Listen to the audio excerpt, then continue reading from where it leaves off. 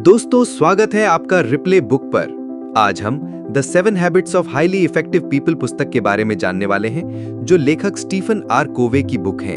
एक ऐसी किताब के सफर पर निकल रहे हैं जिसने दुनिया के लाखों लोगों की सोच और जिंदगी बदल दी। ये कोई साधारण किताब नहीं है, बल्कि एक ऐसा खजाना है जो आपको अपनी पूरी क्षमता तक पहुंचने का रास्ता दिखाता है। क्या आप भी हर दिन मेहनत करते हैं पर फिर भी महसूस करते हैं कि कुछ छूट रहा है? क्या आप अपनी टीम के साथ काम करके भी सबसे अच्छे नतीजे नहीं ला पा रहे? अगर हाँ, तो आज की ये वीडियो सिर्फ आपके लिए है। आज हम बात करेंगे स्टीफन कोवे की ऐतिहासिक किताब the 7 habits of highly effective people की। हम इसकी 7 आदतों को इतनी आसानी से समझेंगे कि आप इन्हें अपनी जिंदगी में आज से ही लागू कर पाएंगे। तो चलिए शुरू करते हैं। नमस्ते दोस्तों, आज हम रिप्ले बुक की दुनिया की सबसे मशहूर किताब the 7 habits of highly effective people की 7 सबसे जरूरी बातों को सिर्फ 7 वाक्यों में समझेंगे। 1. सक्रिय बने। अपनी जिंदगी की जिम्मेदारी खुद लें और अपनी ऊर्जा उन चीजों पर लगाएं जिन्हें आप बदल सकते हैं। 2. अंत को ध्यान में रखकर शुरुआत करें। कोई भी काम करने से पहले अपने दिमाग में उसका स्पष्ट उद्देश्य और दिशा तय करें। 3. पहले महत्वपूर्ण काम करें। अपने समय को उन कामों पर लगाएं जो आपके लिए सबसे ज्यादा मायने रखते हैं, भले ही वे अभी तुरंत जरूरी ना लगें। 4. जीत जीत के बारे में सोचें। जब आप दूसरों के साथ सहयोग करते हैं तो एक ऐसा समाधान खोजें जिससे सभी को फायदा हो। 5. पहले दूसरों को समझें, फिर अपनी बात समझाएं। किसी भी बातचीत में प्रभावी होने के लिए सबसे पहले सामने वाले की बात को पूरी तरह समझने की कोशिश करें। 6. तालमेल बिठाएं। टीम के हर सदस्य के अलग अलग विचारों का सम्मान करें ताकि सब मिलकर एक बेहतर नतीजा दे सकें। 7. कुल्हाड़ी को तेज करें। अपने शरीर, दिमाग, भावनाओं और आत्मा को लगातार बेहतर बनाकर खुद को ताजा रखें ताकि आप प्रभावी बने रहें। बहुत अच्छा, आइए स्टीफन कोवे की पहली आदत बी प्रोएक्टिव को विस्तार से समझते हैं। आदत 1, बी प्रोएक्टिव, सक्रिय बने। ये आदत व्यक्तिगत प्रभावशीलता यानी पर्सनल इफेक्टिवनेस की नींव है। कोवे इस आदत को हमारी जिंदगी की जिम्मेदारी खुद लेने के रूप में परिभाषित करते हैं। इसका मतलब है कि आप अपनी पसंद खुद बनाते हैं, बजाय इसके कि आप बाहरी परिस्थितियों या दूसरों के व्यवहार पर प्रतिक्रिया दें। किताब के अनुसार हर इंसान के पास 2 तरह के लोग होते हैं। 1. रिएक्टिव पीपल यानी प्रतिक्रियाशील लोग। ये लोग बाहरी ताकतों से नियंत्रित होते हैं। जब मौसम खराब होता है तो उनका मूड खराब हो जाता है। जब लोग उनके साथ अच्छा व्यवहार नहीं करते तो वो भी बुरा व्यवहार करते हैं। उनकी भाषा में मैं कुछ नहीं कर सकता, काश मेरे पास, या ये मेरी गलती नहीं है जैसे शब्द शामिल होते हैं। ये लोग अपनी समस्याओं के लिए हमेशा दूसरों या परिस्थितियों को जिम्मेदार ठहराते हैं। वे अपने सर्कल ऑफ कंसर्न यानी उन चीजों के दायरे पर बहुत ज्यादा ध्यान देते हैं जो उनके चिंतित करती हैं लेकिन उनके नियंत्रण में नहीं है। दूसरा, प्रोएक्टिव पीपल यानी सक्रिय लोग। ये लोग अपनी पसंद और मूल्यों से नियंत्रित होते हैं। वे अपने जीवन को खुद दिशा देते हैं। अगर मौसम खराब है तो वे अपनी भावनाओं को नियंत्रित करते हैं। अगर लोग उनके साथ बुरा व्यवहार करते हैं तो वे अपनी प्रतिक्रिया को नियंत्रित करते हैं। उनकी भाषा में मैं एक दूसरा रास्ता चुन सकता हूँ, मैं इस पर काम करूंगा, या मैं अपनी प्रतिक्रिया को नियंत्रित कर सकता हूँ जैसे शब्द शामिल होते हैं। वे अपने सर्कल ऑफ इन्फ्लुएंस यानी उन चीजों के दायरे पर ध्यान केंद्रित करते हैं जिन्हें वे नियंत्रित कर सकते हैं। उदाहरण से समझें। कल्पना कीजिए कि एक छात्र परीक्षा में फेल हो जाता है। प्रतिक्रियाशील छात्र कहेगा, टीचर ने सही से पढ़ाया नहीं या परीक्षा बहुत कठिन थी। वो अपनी विफलता के लिए बाहरी कारकों को दोषी ठहराएगा। सक्रिय छात्र कहेगा, मैंने इस विषय पर पर्याप्त ध्यान नहीं दिया या मुझे अपनी पढ़ाई के तरीके को बदलने की जरूरत है। वो अपनी विफलता की जिम्मेदारी लेगा और अगले कदम के बारे में सोचेगा। कोवे का मुख्य संदेश यह है कि जब आप सक्रिय होते हैं तो आप अपनी ऊर्जा को उन चीजों पर लगाते हैं जिन्हें आप बदल सकते हैं। इससे आपका सर्कल ऑफ इन्फ्लुएंस बड़ा होता जाता है। इसके विपरीत, जब आप प्रतिक्रियाशील होते हैं तो आप अपनी ऊर्जा को उन चीजों पर बर्बाद करते हैं जिन्हें आप बदल नहीं सकते, जिससे आपका सर्कल ऑफ इन्फ्लुएंस छोटा हो जाता है और आप और भी ज्यादा असहाय महसूस करने लगते हैं। ये आदत हमें ये सिखाती है कि हमारी सबसे बड़ी शक्ति हमारी प्रतिक्रिया चुनने की क्षमता में है। हम हालात को नहीं बदल सकते, लेकिन हम उन पर अपनी प्रतिक्रिया को बदल सकते हैं। यही असली आजादी है। ठीक है, यहाँ स्टीवन कोवे की दूसरी आदत begin with the and in mind को विस्तार से समझाया गया है। आदत 2, अंत को ध्यान में रखकर शुरुआत करें। ये आदत जीवन के लिए एक व्यक्तिगत नेतृत्व का सिद्धांत है। कोवे कहते हैं कि हर चीज का 2 बार निर्माण होता है। पहला निर्माण मानसिक होता है यानी मन में, और दूसरा निर्माण भौतिक यानी असल जीवन में। अगर हम किसी घर का उदाहरण लें तो पहला निर्माण उसका ब्लूप्रिंट होता है यानी कि नक्शा, और दूसरा निर्माण उस ब्लूप्रिंट के आधार पर घर बनाना। कोवे का मानना है कि हम अपनी जिंदगी का नक्शा खुद बनाते हैं।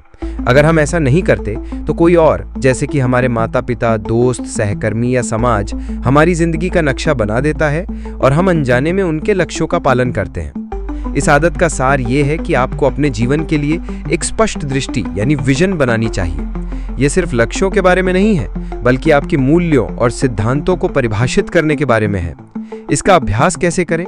कोवे एक शक्तिशाली अभ्यास का सुझाव देते हैं। अपनी अंतिम यात्रा यानी फ्यूनरल की कल्पना करें। सोचें कि वहां कौन कौन मौजूद है और वे आपके बारे में क्या कह रहे हैं। वे आपको एक दोस्त, माता पिता, सहकर्मी या समुदाय के सदस्य के रूप में कैसे याद करते हैं?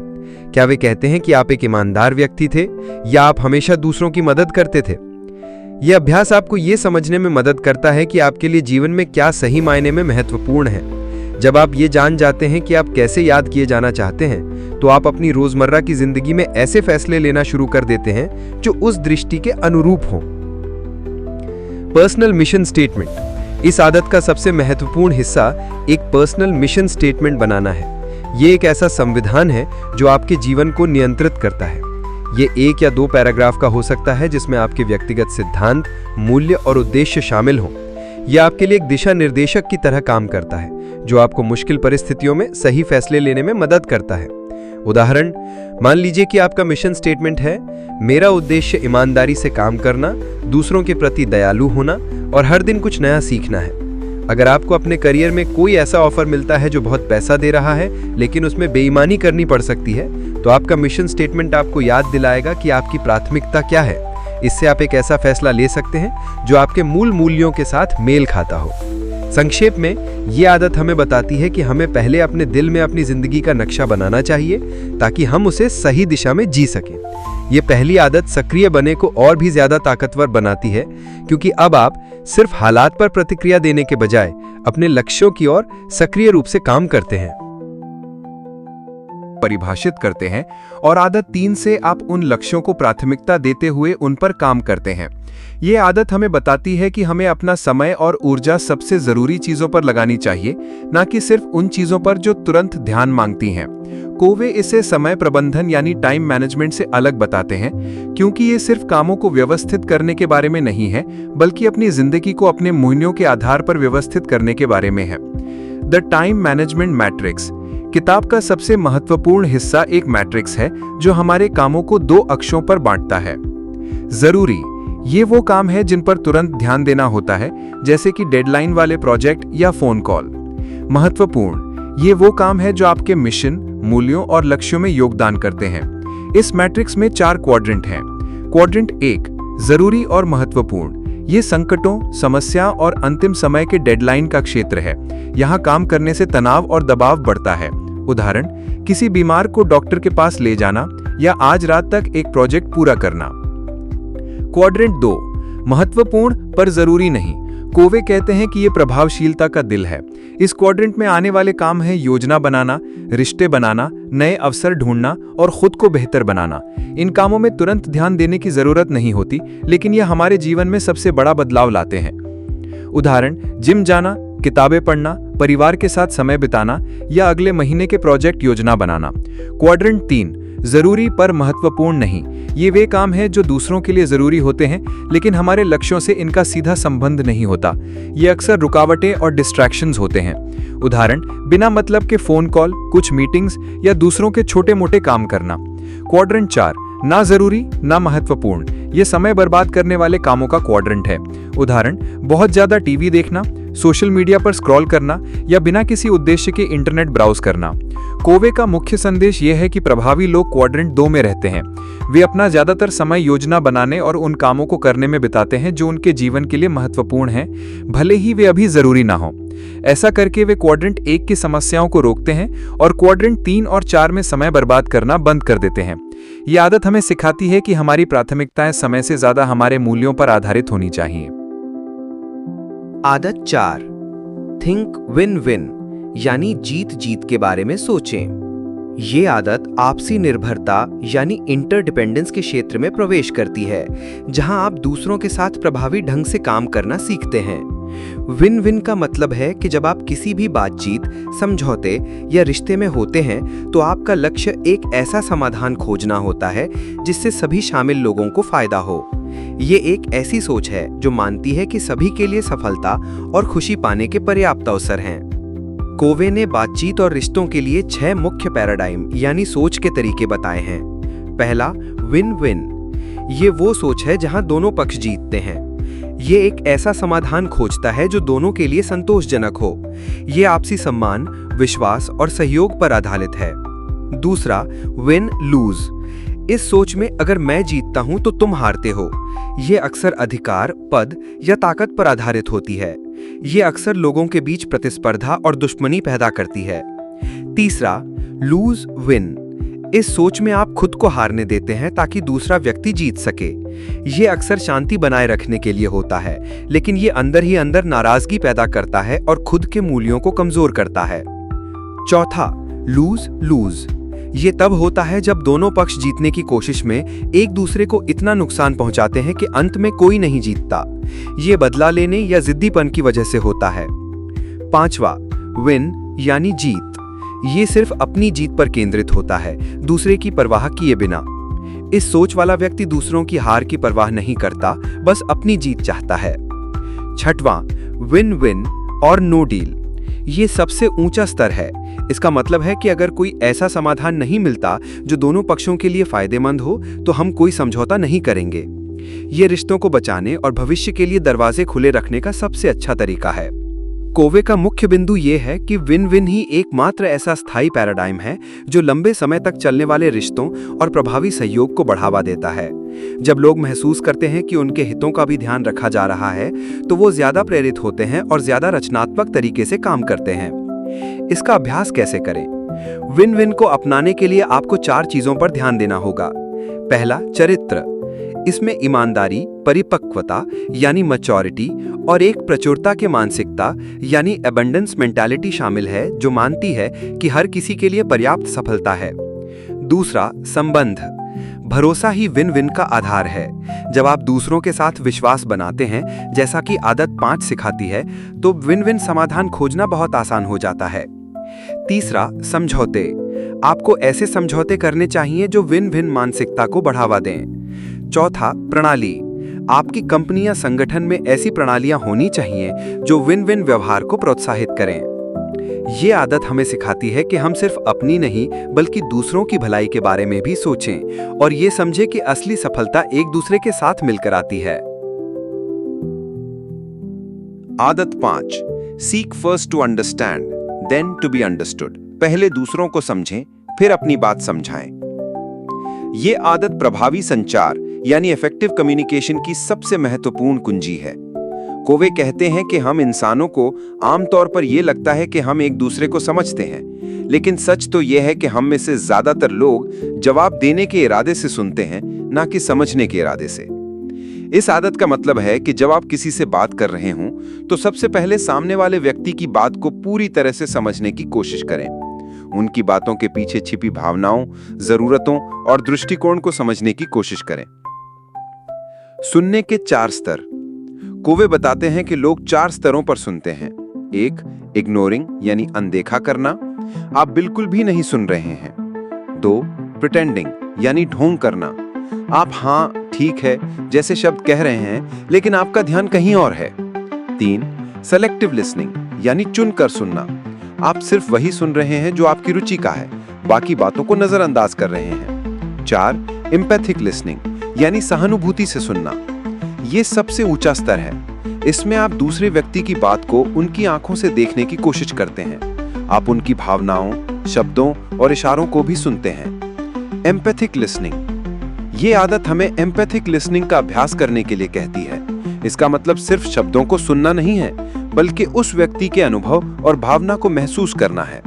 जब आप एम्पैथिक लिसनिंग करते हैं तो आप दूसरे व्यक्ति को दिखाते हैं कि मैं तुम्हारी बात को सच में समझ रहा हूं। उदाहरण, आपका दोस्त आपसे कहता है, मैं अपनी नौकरी से बहुत थक गया हूं। आम प्रतिक्रिया, ठीक है, नई नौकरी ढूंढ लो। ये तुरंत हल दे रहा है, बिना समझे कि वो क्यों थका हुआ है। सहानुभूतिपूर्ण प्रतिक्रिया, ऐसा लगता है कि तुम बहुत परेशान हो, क्या कुछ हुआ है? इस सवाल पूछकर आप उन्हें अपनी भावनाओं को व्यक्त करने का मौका देते हैं। जब आप किसी को सहानुभूति से सुनते हैं तो वे महसूस करते हैं कि उनकी बात को महत्व दिया जा रहा है और उनके दिल में आपके लिए विश्वास पैदा होता है। एक बार जब सामने वाला व्यक्ति महसूस करता है कि आप उसे समझ गए हैं, तो वो आपकी बात सुनने के लिए तैयार हो जाता है। तभी आप अपनी बात प्रभावी ढंग से रख सकते हैं। ये आदत हैबिट 4 थिंक विन विन के लिए बहुत जरूरी है। विन विन समाधान खोजने के लिए आपको पहले दूसरे पक्ष की जरूरतों को समझना होगा। ये एक शक्तिशाली उपकरण है जो विश्वास, सम्मान और गहरे रिश्तों का निर्माण करता है। ये हमें ये सिखाता है कि किसी भी रिश्ते में आगे बढ़ने से पहले हमें पहले पीछे हटकर सामने वाले को समझना चाहिए। आदत 6, तालमेल बिठाएं।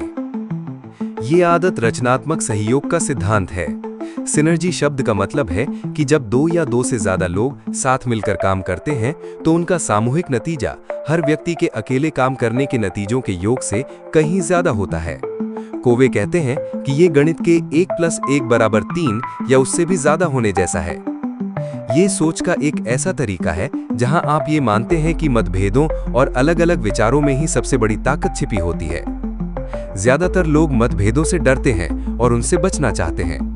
वे या तो समझौता करके बीच का रास्ता अपनाते हैं, जहां दोनों पक्ष कुछ छोड़ देते हैं, या बहस करके एक दूसरे को हराने की कोशिश करते हैं। सिनर्जाइज करना इन दोनों से अलग है।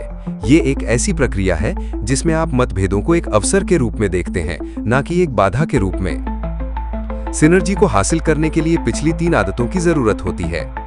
हैबिट 4 थिंक विन विन के साथ मिलकर आप ये मानते हैं कि दोनों पक्षों के लिए एक अच्छा समाधान संभव है। Habit 5 seek first to understand के साथ मिलकर आप दूसरे व्यक्ति के दृष्टिकोण को गहराई से समझते हैं और उनकी बात का सम्मान करते हैं। जब आप ऐसा करते हैं तो आप एक ऐसा माहौल बनाते हैं जहां लोग अपने विचारों को साझा करने में सुरक्षित महसूस करते हैं, भले ही वे कितने भी अलग क्यों ना हों। एक उदाहरण से समझें। कल्पना कीजिए कि 2 लोग, राहुल और अमित, एक नए प्रोजेक्ट पर काम कर रहे हैं। राहुल एक बहुत ही व्यवस्थित और तार्किक व्यक्ति है जो हर काम की पूरी योजना बनाना पसंद करता है। अमित एक बहुत ही क्रियात्मक और सहज व्यक्ति है जो नए विचारों के साथ काम करना पसंद करता है। अगर वे सिनर्जाइज ना करें तो वे बहस कर सकते हैं कि कौन सा तरीका सही है। राहुल कहेगा पहले योजना बनाओ और अमित कहेगा सीधे शुरू करते हैं। लेकिन अगर वे सिनर्जाइज करें तो वे एक दूसरे के दृष्टिकोण को समझेंगे और मिलाएंगे। राहुल अमित के क्रियात्मक विचारों को एक व्यवस्थित योजना में ढाल सकता है। अमित राहुल की योजना में कुछ नए और हटकर विचार जोड़ सकता है। नतीजा एक ऐसा प्रोजेक्ट होगा जो दोनों के व्यक्तिगत तरीकों से कहीं ज्यादा बेहतर होगा।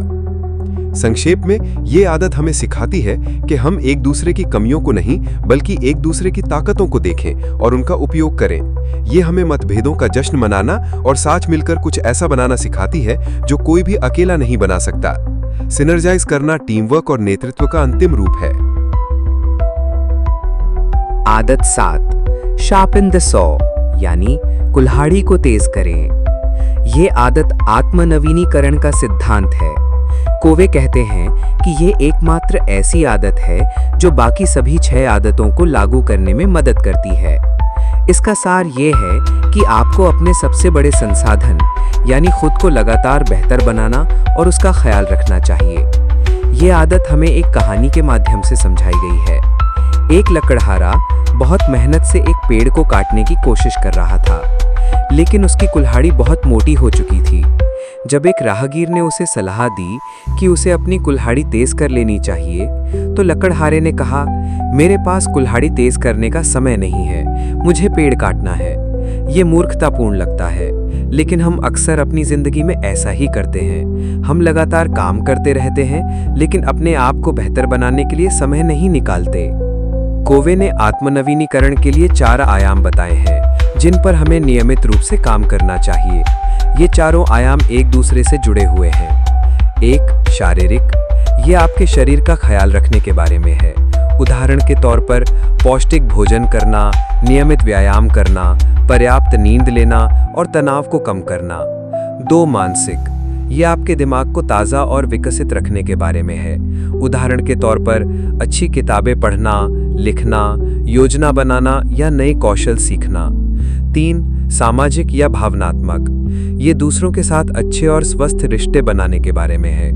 दूसरों के प्रति सहानुभूति दिखाना, उन्हें समझना और सेवा करना। 4. आध्यात्मिक, ये आपके मूल्यों, सिद्धांतों और जीवन के उद्देश्य को मजबूत करने के बारे में है। उदाहरण के तौर पर ध्यान करना, प्रकृति में समय बिताना या अपने सिद्धांतों के अनुसार जीना। इस आदत का महत्व, कोवे के अनुसार इन चारों आयामों पर संतुलन बनाना बहुत जरूरी है। अगर आप सिर्फ 1 या 2 पर ध्यान देते हैं तो आप जल्द ही थक जाएंगे और आपकी प्रभावशीलता कम हो जाएगी। शार्पन द सॉ का अभ्यास करके आप अपने आप को ऊर्जा से भरते हैं, जिससे आप बाकी 6 आदतों को बेहतर ढंग से लागू कर सकते हैं। ये हमें बताता है कि हमें सिर्फ काम करने के लिए नहीं, बल्कि खुद को पुनर्जीवित करने के लिए भी समय निकालना चाहिए। तो दोस्तों, स्टीफन कोवी की ये 7 आदतें सिर्फ सिद्धांत नहीं हैं, बल्कि ये एक नया नजरिया है। रिप्ले बुक के इस शक्तिशाली सफर के दौरान हमने ये समझा कि कैसे ये आदतें एक दूसरे से गहराई से जुड़ी हुई हैं। ये कोई जादू नहीं है, बल्कि एक वैज्ञानिक और व्यावहारिक तरीका है जिससे हम अपनी जिंदगी को एक नया आकार दे सकते हैं। हमने देखा कि कैसे सक्रिय बनने की आदत हमें बाहरी ताकतों के बजाय अपनी पसंद से नियंत्रित होना सिखाती है। यह हमें सिखाती है कि हम अपनी जिंदगी के ड्राइवर खुद हैं। फिर अंत को ध्यान में रखकर शुरुआत करें से हम अपने जीवन का ब्लूप्रिंट बनाते हैं, ताकि हम दूसरों के बनाए रास्ते पर ना चलें। जब हमारे पास ये दोनों आदतें होती हैं, तभी हम पहले महत्वपूर्ण काम करें को सही मायने में लागू कर पाते हैं और अपनी ऊर्जा को उन कामों पर लगाते हैं जो हमारे लिए सबसे ज्यादा मायने रखते हैं। इसके बाद आपसी निर्भरता की दुनिया में हमने सीखा कि जीत जीत के बारे में सोचने की मानसिकता कैसे हमारे रिश्तों में भरोसा और सहयोग लाती है। ये सोच हमें सिखाती है कि दूसरों की सफलता हमारी सफलता से अलग नहीं है। इस सोच को और भी प्रभावी बनाने के लिए पहले दूसरों को समझें, फिर अपनी बात समझाएं की आदत हमें ये शक्ति देती है कि हम बिना किसी पूर्वाग्रह के दूसरों की बात सुन सकें, जिससे हमारे रिश्ते और भी मजबूत होते हैं। और जब इन सभी आदतों को मिलाकर तालमेल बिठाने की आदत काम करती है, तो हमें पता चलता है कि मतभेदों में कितनी ताकत छिपी है। ये गणित के 1 + 1 = 3 जैसा है। जब अलग अलग विचार मिलते हैं तो एक ऐसा शानदार परिणाम मिलता है जो किसी एक व्यक्ति के बस का नहीं था। लेकिन ये सब कुछ तब तक संभव नहीं है जब तक हम 7वीं आदत को नहीं अपनाते, कुल्हाड़ी को तेज करें। ये हमें सिखाती है कि हमें अपने सबसे बड़े संसाधन यानी खुद को लगातार पोषण देना चाहिए। अपने शरीर, दिमाग, भावनाओं और आत्मा को ताजा और ऊर्जा से भरपूर रखना ही बाकी 6 आदतों को प्रभावी ढंग से लागू करने की कुंजी है। इन सभी आदतों का निचोड़ ये है कि हमें अपनी जिंदगी का नियंत्रण खुद अपने हाथ में लेना चाहिए और अपनी सबसे बड़ी संपत्ति को लगातार बेहतर बनाते रहना चाहिए। याद रखिए, बदलाव रातों रात नहीं आता, लेकिन रिप्ले बुक का वादा है कि हर छोटा और सही कदम आपको उस बड़ी सफलता की ओर ले जाएगा जिसका आप सपना देखते हैं। तो दोस्तों, अब इस वीडियो को देखने के बाद आप सिर्फ ज्ञान लेकर ना बैठें, बल्कि इसे अपनी जिंदगी में लागू करें। आपकी सबसे पसंदीदा और सबसे मुश्किल आदत कौन सी लगी? हमें कमेंट्स में जरूर बताएं, क्योंकि आपकी राय हमारे लिए बहुत मायने रखती है। अगर आपको ये वीडियो पसंद आया हो तो इसे लाइक करें, शेयर करें और हमारे रिप्ले बुक परिवार का हिस्सा बनने के लिए सब्सक्राइब करना ना भूलें। मिलते हैं अगले वीडियो में एक नई किताब और नई सीख के साथ।